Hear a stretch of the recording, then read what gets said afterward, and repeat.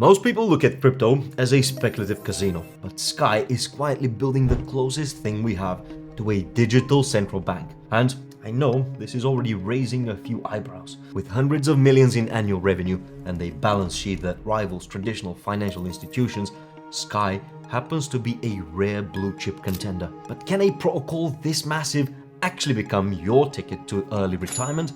Today, we're breaking down the math, the risks, and the real-world utility of Sky to see if this is the foundation your millionaire portfolio has been waiting for all along. Let's get into it. This is not financial advice. Always do your own research. To understand why Sky is positioned for long-term growth, we first have to look at the man behind the machine. Rune Christensen is not a typical founder. The Danish biochemistry and economics student sold a recruiting business in China, put the money into Bitcoin when in 2011, and got hooked on an early decentralized stablecoin experiment called BitShares. But after a while, he walked away, convinced the idea could work, just not the way BitShares was building it. A new project was already on the cards, MakerDAO. In March 2015, Christensen published a paper on something he called $, which became DAI, a stablecoin backed entirely by crypto collateral locked in smart contracts. It requires no bank or fiat reserves, just Ethereum and code. Holders of a new governance token, MKR, voted on how the system ran. Then, in March 2020, Black Thursday hit.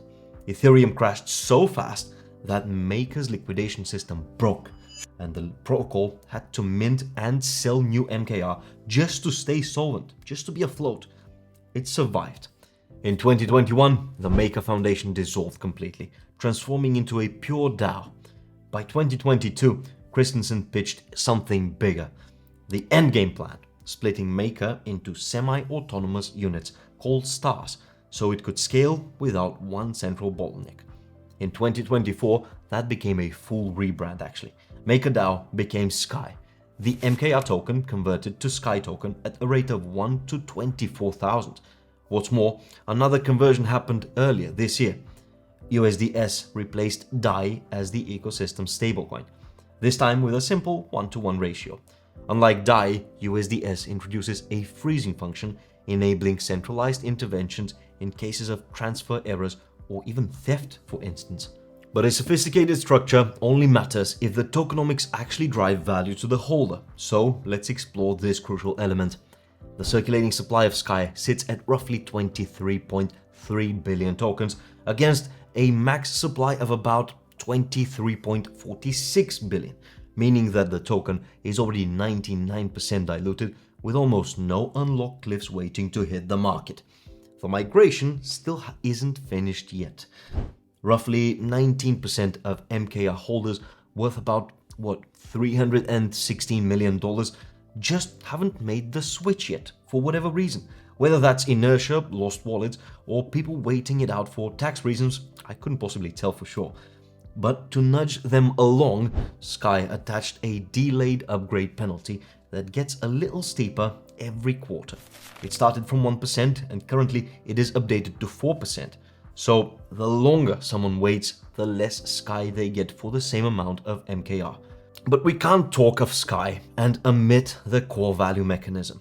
That's the smart burn engine launched in February 2025, which means that protocol revenue buys back and permanently burns Sky every single day at a rate of roughly $1 million worth of USDS. Over its first year, it deployed $102 million total and burnt over 5% of circulating supply for good. But it's not the only thing competing for that revenue, let's be honest.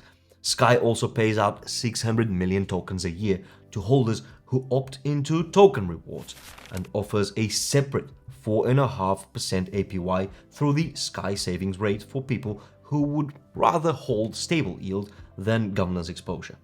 So the real question for Sky holders isn't whether the burn is real, it is actually whether it can keep outpacing everything else that the protocol is paying out. The real story, however, is revenue. $435 million annualized in 2025.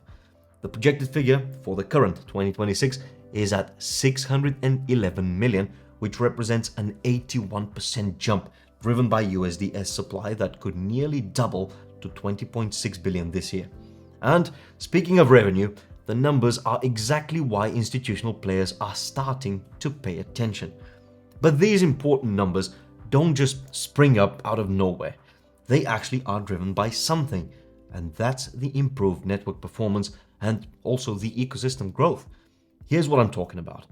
DAI, combined with its newer sibling, USDS, makes Sky the largest decentralized stablecoin ecosystem in crypto, with total supply and protocol TVL both sitting around, I would say, $11 billion.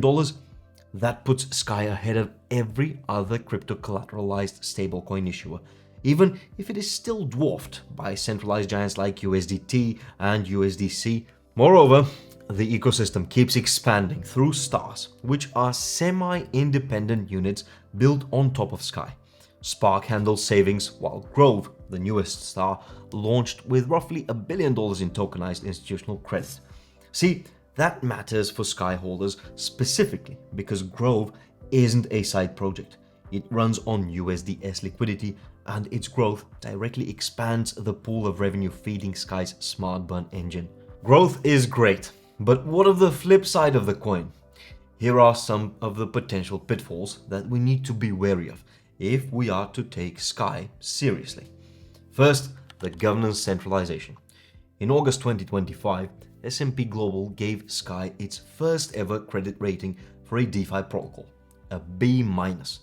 Christensen holds only about 9% of governance tokens, but low voter turnout means he effectively controls outcomes. That played out in February 2025 when he pushed through an emergency proposal changing MKR collateral rules, which, he said, stopped a hostile takeover. Critics called it self-dealing since he personally had MKR-backed loans that benefited from this move. I admit, in my opinion, both things can be true at once, and it's worth forming your own view on this one. The second risk has to do with capital strength. S&P flagged Sky's risk-adjusted capital ratio at just 0.4%, which is quite thin by traditional finance standards, with 35% of backing assets in tokenized treasury bills and USDC. At number 3 amongst the risk factors, there's the regulatory exposure. USDS may eventually get a freeze function, letting the protocol lock funds for compliance in certain jurisdictions. This would show how much decentralization Sky may trade away to keep scaling with institutions. And if you think that having an idea about the potential downside is just as important as the upside, then we're of the same opinion. So I invite you to give this video a like and subscribe to the airdrops.com channel, where I make sure to never overlook the risks of any one of the projects that I discuss here. With that out of the way, it's almost time for the fun part with the Millionaire math. The 3 scenarios that would see your portfolio grow to 7 figures. But first, just a bit of context on the price historically. MKR launched in 2017 and hit an all-time high of $6,000 in May 2021, before collapsing through the bear market to a low around $500. Unconverted MKR still trades today around $1,300 to $1,500. The new Sky token, though live since mid-2025, hit its own all-time high of 9.94 cents in July 2025. Today, it trades around 6 cents, which will also be our reference price in the projections. The first Millionaire scenario traditionally is the bear case at 15 cents per Sky, or a 2.5x return, reclaiming its 2025 range as buybacks compound. To reach $1 million, you would need roughly 6.7 million Sky, costing about $400,000 today. Makes you a millionaire indeed, but at what cost? Then we've got the base case, which brings us to 25 cents per Sky. In other words, over 4x return. FDV lands near $5.9 billion, in line with Sky becoming a recognized top-tier revenue-generating protocol. You would have to get 4 million Sky at the cost of around 240k today. And ultimately, the bull case is 50 cents per Sky, a return of over 8x. The FDV grows to around $11.7 billion, And that's roughly where Sky sits if USDS becomes a genuine top 5 stablecoin and institutional RWA adoption fully plays out. Get 2 million Sky tokens, paying about $120,000 today to hit that $1 million target later on. These are the 3 millionaire scenarios, but we'll absolutely need some proper catalysts to send us there. For instance, USDS scaling towards $20 billion will directly grow revenue and buyback capacity. A sustainable balance between staking rewards and the smart burn engine would clean up the supply story too. What's more, continued star expansion, especially Grove's institutional credit push, brings real off-chain capital on-chain. And to top it off, any resolution to the centralization criticism would remove Sky's biggest credibility gap with institutions.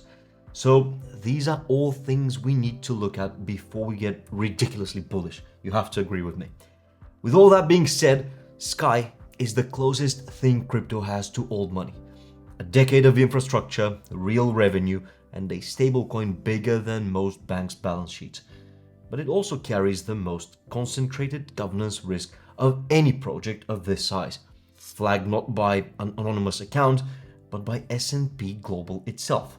So, is Sky the boring, cash-flowing DeFi blue chip that the market hasn't priced in yet properly, or is the centralization risk the reason it never should be repriced at all? Let me know what you think, guys, along with your Sky price targets in the comments below, because I'm curious to know where you stand on this one. If this breakdown helped you, hit the like button, subscribe, and share it with someone who never knew Sky was even a thing in crypto. I'm Stan, thanks for watching, and I'll see you in the next one. Ciao!